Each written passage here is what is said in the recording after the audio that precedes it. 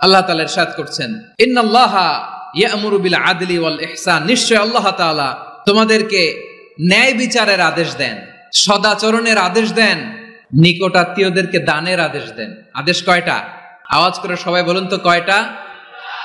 নিশ্চয় আল্লাহ তাআলা তোমাদেরকে ন্যায় বিচারের আদেশ দেন, সদাচরণের আদেশ দেন, তিনি তোমাদের নিকটাত্মীয়দেরকে দানের আদেশ দেন, আর তিনি তোমাদেরকে অশ্লীলতা থেকে নিষেধ করেন, মন্দ কাজ থেকে নিষেধ করেন, অবাধ্যতা সীমা লঙ্ঘন থেকে নিষেধ করেন। তিনি তোমাদেরকে উপদেশ দেন যাতে তোমরা শিক্ষা গ্রহণ করো। সুবহানাল্লাহ। উপদেশ দিচ্ছে স্বয়ং কে? তিনটা জিনিসের আদেশ। ইয়া'মুরু বিল আদল, সুবিচার ন্যায় বিচারের আদেশ তিনি দেন। ইহসানের আদেশ দেন, যাতে আমরা ইহসান করি, একে অপরের প্রতি সুবিচার করি, মহানুভবতা দেখায়, অনুগ্রহ দেখায়, আর নিকট আত্মীয়দেরকে যেন আমরা দান করি।